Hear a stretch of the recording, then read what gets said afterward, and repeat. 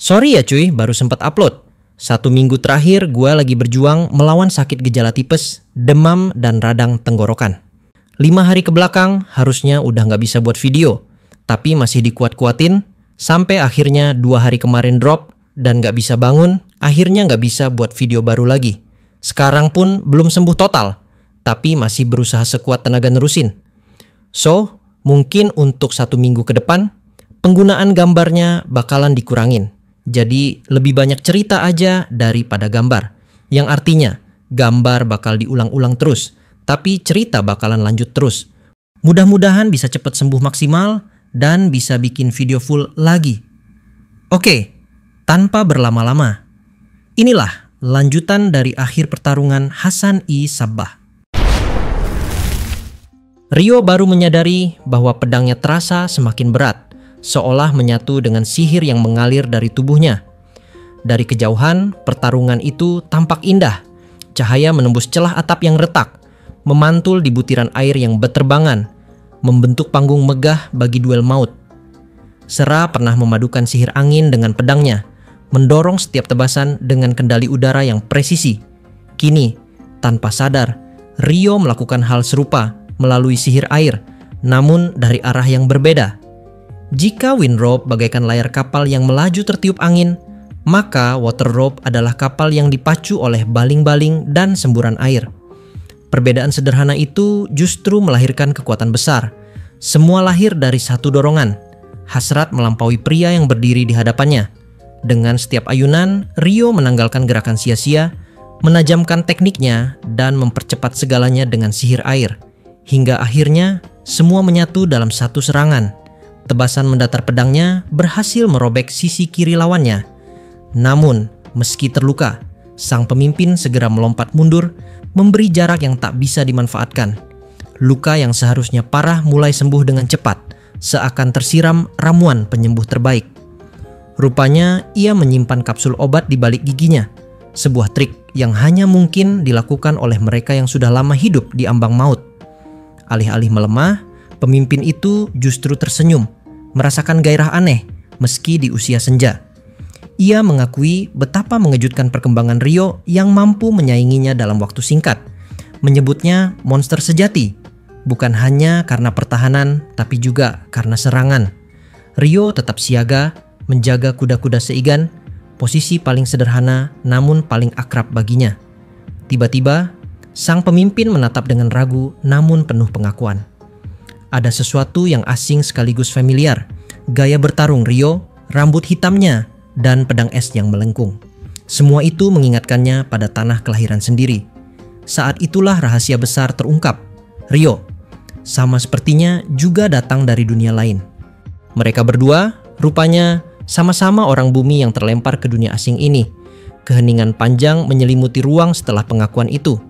Pemimpin lawan akhirnya bertanya apakah tujuan Rio adalah membunuhnya.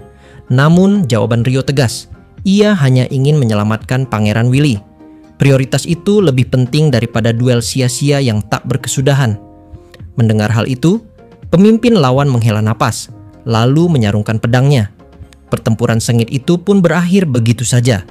Tanpa syarat, ia menyerahkan pangeran kepada Rio. Keputusan itu membuat Rio terkejut. Ia semula menduga masih harus melewati negosiasi keras atau bahkan pertarungan terakhir. Namun ternyata lawannya memilih jalan lain, mengakhiri pertarungan dengan kelegaan dan menyerahkan kesempatan kepada sang pewaris muda untuk melangkah ke babak baru perjalanannya. Gampangnya cuy, pertarungan usai lebih cepat dari yang diduga Rio. Saat ia masih menimbang langkah untuk mendekati Pangeran Willy, sang pemimpin mulai membuka kisah hidupnya. Ia mengaku pernah diberitahu oleh seorang malaikat bernama Michael. Namun, sosok itu memperkenalkan dirinya dengan nama aneh, Fake Michael. Rupanya, sebutan itu berakar dari Rio sendiri. Julukan yang dulu hanya ia pikirkan dalam hati tanpa pernah diucapkan. Entah bagaimana sampai kepada sang malaikat, hingga akhirnya dipakai secara resmi. Hal itu membuat Rio heran sekaligus geli. Tapi juga lega mengetahui Michael ternyata menyukai panggilan tersebut. Setelah itu, sang pemimpin mengungkap jati dirinya. Ia terlahir kembali di tepi barat benua sebelum akhirnya menancapkan akar di provinsi tengah. Dalam kehidupan sebelumnya, ia adalah Hasan Isabbah, sang Old Man of the Mountain, pendiri Ordo Assassin. Ironisnya, di dunia baru ini ia justru menjadi penyihir tanah, bahkan menekuni alkimia setelah bertemu seorang alkemis ternama. Percakapan pun bergeser. Pemimpin itu mengaku telah hidup 75 tahun sejak reinkarnasinya. Sementara, menurut perhitungan Rio, ia baru sekitar 20 tahun berada di dunia ini. Kebingungan segera melanda. Bagaimana mungkin? Penampilan Rio nyaris tak berubah, seakan waktu tak menyentuhnya. Rahasia besar pun terungkap. Alur waktu antara dunia putih milik Michael dan dunia ini ternyata tidak sejajar. Seseorang bisa tiba di dunia ini lebih awal, meski memasuki dunia putih lebih belakangan. Itu berarti, banyak reinkarnasi bisa saja sudah hadir ratusan tahun sebelum Rio. Kesadaran itu membuatnya teringat pada berbagai jejak Jepang di V, seperti budaya membungkuk yang meluas atau set kopi di Café de Chocolat. Semua itu mungkin warisan dari para reinkarnasi terdahulu. Pemimpin itu lalu mengaku usianya kini 100 tahun, tubuhnya kian renta, dan setiap hari ia merasa mendekati kematian. Karena itulah ia mengincar darah pangeran. Darah keluarga kerajaan Jukes, menurutnya, dapat menjadi bahan utama eliksir keabadian, ramuan yang menghentikan kematian, sekaligus menyembuhkan luka parah selama tubuh diberi waktu beristirahat. Keabadian yang luar biasa, tapi juga mengerikan, karena demi itu ia rela membunuh. Di momen itulah, atau tepatnya ketika mereka berdua sedang berbincang, tiba-tiba naluri Rio berteriak, ada keganjilan di ruangan. Tanpa pikir panjang, ia melontarkan dirinya dengan sihir air berkecepatan tinggi, manuver yang tak pernah berhasil ia lakukan sebelumnya. Dan dalam sekejap, ia sudah berada di sisi Pangeran Willy. Sekonyong-konyong, hujan sihir melanda.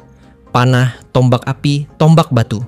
Hingga serangan udara tak kasat mata memancar dari setiap dinding. Namun, segera Rio merasakan sesuatu yang familiar. Kekuatan sihirnya terhapus, lenyap seketika. Ia pernah mengalaminya saat menghadapi burung predator bermata satu, juga behemoth yang dikenal sebagai behe-behe. Sekali lagi, ia berada dalam zona penolakan sihir. Dipaksa bertarung dengan pedang semata, Rio menebas panah dan serangan yang menghujani, melindungi tubuh pangeran yang tertidur di belakangnya. Untungnya, serangan tidak datang dari dinding panggung tempat sang pangeran berada. Jika sihir juga menghujani dari langit-langit yang sebelumnya ia hancurkan, tak ada lagi harapan untuk bertahan hidup. Meski sihir lenyap, baik Rio maupun sang pemimpin masih harus menghadapi hujan serangan dari segala arah.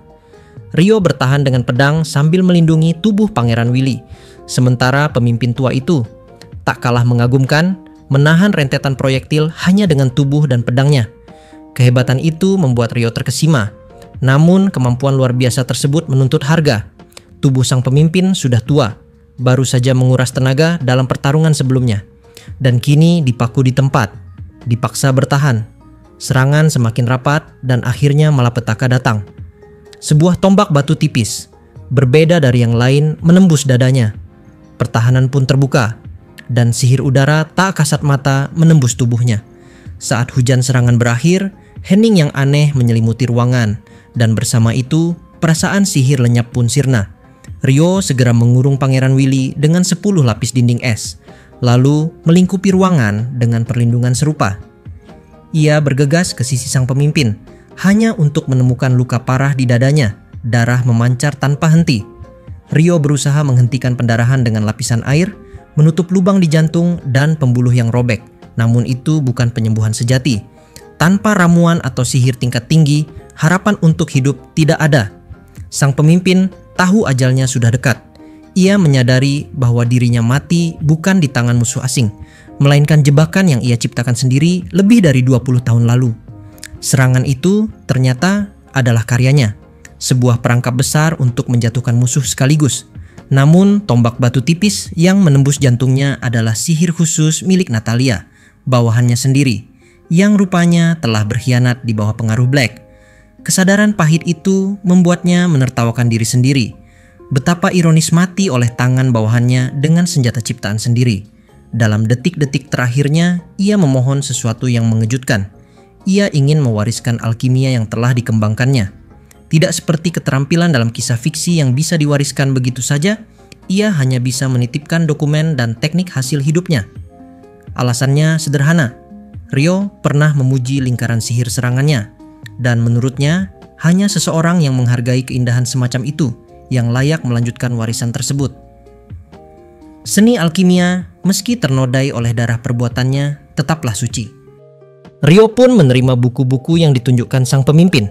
2 di antaranya berisi dasar-dasar tebal seperti tumpukan buku kuliah, dan 1 lagi 3 kali lebih tebal, bertepi emas, berisi rahasia terdalam. Namun bagi Ryo, bahkan halaman pertama sudah tampak mustahil dipahami, seakan membaca masalah matematika tingkat dunia tanpa dasar ilmu yang memadai. Ia menyadari jalan untuk menguasai alkimia akan panjang dan berat. Namun sebelum menyerahkan buku itu, sang pemimpin sempat mendengar pengakuan Ryo bahwa ia hanya bisa membuat ramuan tingkat lanjut setelah 6 bulan belajar otodidak. Baginya, itu pertanda. Meski masih dianggap pemula, bakat Ryo berpotensi tumbuh pesat. Dengan nafas terakhirnya, ia menegaskan, jika Ryo tekun, ia akan berhasil melampaui batas yang ia tinggalkan. Pemimpin tua itu semakin pucat, matanya hampir tak terbuka, namun masih berusaha menuntaskan urusan terakhirnya. Dengan tangan yang gemetar, ia menunjuk ke sebuah tas yang terletak di sudut ruangan, meminta agar seluruh catatan alkimia yang telah ia kumpulkan ditempatkan di dalamnya. Itu bukan tas biasa, melainkan sebuah hadiah dari Yang Mulia, sang penguasa di masa lalu. Bibirnya bergerak perlahan, menggumamkan ingatan yang datang dari kehidupan sebelumnya. Saat itu ia dipanggil Hasan, dan ia masih bisa mendengar suara lembut dari tuannya yang memujinya. Kerja bagus, Hasan. Senyum tipis muncul di wajah tuannya, seakan ia kembali hidup di masa silam. Ia berbicara pada dirinya sendiri seolah benar-benar kembali menjadi Hasan Isabbah, sang tokoh legendaris. Mungkin pikirannya mulai kabur, terseret jauh ke masa lalu yang penuh kebesaran dan pengkhianatan. Ia mungkin membenci dinasti yang pernah berkuasa, membenci darah dan garis keturunan mereka, sampai ingin menebas seluruhnya dengan pedang. Namun jauh di lubuk hatinya, ia tidak bisa menolak rasa hormat pada Alp Arslan, penguasa besar yang pernah ia layani. Tetapi ketenangan itu hanya bertahan sebentar. Raut wajahnya mendadak berubah, tegang dan penuh kebencian. Kata-kata pahit keluar dari mulutnya. Ia berteriak dengan sisa tenaga bahwa ada satu orang yang tidak akan pernah ia maafkan. Satu musuh yang masih membayang dalam ingatannya. Ia bersumpah tidak akan mati sebelum dapat membunuhnya dengan tangan sendiri. Tubuhnya bergetar hebat, matanya membelalak, namun tatapannya kosong. Seolah menatap sosok yang hanya ia lihat sendiri, sosok yang tidak hadir di ruangan itu. Dengan suara parau ia memaksa dirinya untuk bertahan, berbisik bahwa ia tidak bisa mati, tidak sebelum ia menghabisi musuh itu. Ryo menyadari bahwa saat terakhir pria itu sudah semakin dekat. Ia mencondongkan tubuh, menempelkan mulutnya di dekat telinga sang pemimpin, dan dengan nada tenang ia mengingatkannya akan satu kebenaran yang tak terbantahkan. Hasan pernah berhasil dalam misinya yang paling penting. Ia telah menghabisi Nizam Al-Mulk. Kata-kata itu menghantam batin sang pemimpin laksana sambaran petir. Tubuh yang semula gemetar karena amarah perlahan melembut, ekspresinya berubah drastis. Wajah yang tadinya diliputi kebencian kini dipenuhi ketenangan. Senyum puas terukir tipis di bibirnya. Dengan suara lemah ia membisikkan pengakuan terakhir bahwa dirinya memang telah berhasil. Sejenak matanya bersinar lega, lalu perlahan-lahan kelopak itu tertutup. Dengan raut wajah penuh kepuasan, The Old Man of the Mountain, atau lebih dikenal dengan nama Hasan Isabbah, akhirnya kini telah menghembuskan napas terakhirnya. Beberapa waktu kemudian, Ryo dan Pangeran Willy meninggalkan lokasi tragedi. Hampir tidak ada yang tersisa di sana, seolah semua jejak telah disapu bersih. Mereka memutuskan menuju Wingston, kota terbesar di timur kerajaan dan yang terdekat, dengan harapan dapat berkumpul kembali dengan Rodrigo, Cohen, dan rombongan lainnya. Willy bersikeras menemukan mereka, meskipun itu berarti menunda kedatangannya di ibu kota. Ketulusan sang pangeran terhadap para pengikutnya meninggalkan kesan mendalam pada Ryo. Di Wingston, langkah pertama mereka adalah menuju Guild Petualang. Dugaan Ryo tepat. Cohen meninggalkan pesan resmi di sana. Surat itu berisi nama dan alamat penginapan, dan berkat itu, Rio serta sang pangeran akhirnya bisa bersatu kembali dengan Rodrigo, Cohen, para pengawal, dan petualang lain setelah berhari-hari berpisah. Beberapa hari kemudian, rombongan kembali melanjutkan perjalanan. Namun, keadaan telah berubah. Seluruh surat kredit yang dikeluarkan oleh monarki Jukes lenyap dalam serangan, membuat Willy dan Rodrigo kehilangan akses untuk menarik dana. Tanpa dokumen itu, mereka tak bisa menukar mata uang lokal dari gil pedagang. Akibatnya, Rio yang menanggung seluruh biaya perjalanan. Meski Willy berulang kali meminta maaf, Rio dengan lapang dada menepis rasa bersalah itu. Berada kembali di kerajaan, ia kini dapat menggunakan dana hasil penjualan batu sihir. Setelah lama hidup dililit kesulitan keuangan, kini ia melangkah dengan penuh percaya diri, bagaikan orang yang berbeda dari dirinya yang dulu terjebak dalam keputusasaan di Aberdeen. Markdorf, ibu kota Kekaisaran Debuhi. Pada suatu siang, Count Hans Kirchhoff, Perdana Menteri negara itu, melaporkan perkembangan terbaru kepada Yang Mulia Kaisar Rupert ke-6. Hans menyampaikan bahwa penyelidikan yang dilaporkan sehari sebelumnya telah mengonfirmasi keterlibatan anggota Sect of Assassins dalam insiden di Whitnash. Rupert sudah menduga hal itu, namun ia mengingatkan bahwa kelompok pembunuh itu sesungguhnya pernah mendapatkan bayaran dari istana untuk melaksanakan rencana yang telah dibicarakan, khususnya untuk bagian timur kerajaan. Hans mengakui hal itu, namun menjelaskan pula bahwa untuk kasus Whitnash para penculik ternyata menerima kontrak dari pihak lain di samping pekerjaan yang dibiayai kaisar. Mereka menerima uang dari federasi juga, sehingga pada dasarnya kelompok itu bekerja untuk kedua belah pihak. Rupert menilai mereka seperti lebah tukang bisnis yang sibuk. Meskipun ia marah atas insiden Whitnash, situasi membuatnya tidak bisa bertindak sekeras yang ia inginkan terhadap kelompok itu, karena masih membutuhkan jasa mereka untuk operasi di bagian timur kerajaan. Sambil meneguk tehnya, ia menegaskan kembali bahwa karena pertimbangan itu, sesuai usulan kemarin, dia telah mengutus seseorang ke markas mereka di desa Aban dengan tujuan berunding langsung dengan sosok yang disebut Old Man of the Mountain. Hans menyetujui rencana itu, seraya menambahkan bahwa dengan cara apapun, pihak istana harus mengorek kebenaran dari pemimpin kelompok tersebut. Mereka pasti kaget mengetahui lokasi markasnya bocor. Namun kemudian Hans berhenti sejenak dan terlihat ragu, suatu reaksi yang jarang terlihat darinya. Ketika Kaisar meminta penjelasan, Hans memberitahu sesuatu yang membuat suasana berubah. Desa Aban ditemukan dalam keadaan seluruhnya membeku. Kabar bahwa seluruh Aban membeku membuat Rupert terdiam beberapa detik. Setelah menelan tehnya, ia mengemukakan kemungkinan-kemungkinan yang masuk akal. Peristiwa itu bisa akibat bencana alam atau serangan makhluk tak dikenal. Jika bukan keduanya, maka kemungkinan besar seorang penyihir yang hampir seperti monster bertanggung jawab.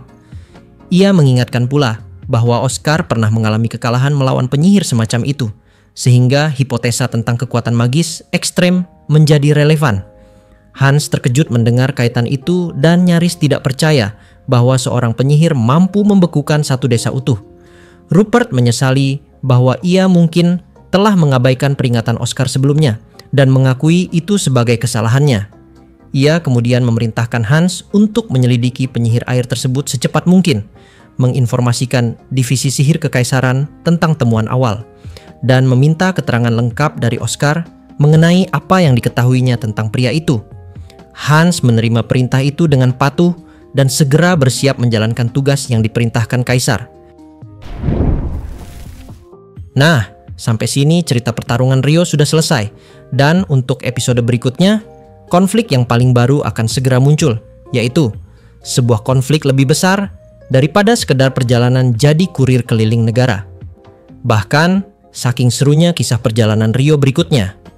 Michael, seorang malaikat yang bertanggung jawab atas kedatangan dari Rio ke dalam dunia ini, kini akhirnya langsung berkata, "Ya ampun, betapa kusutnya benang takdir ini."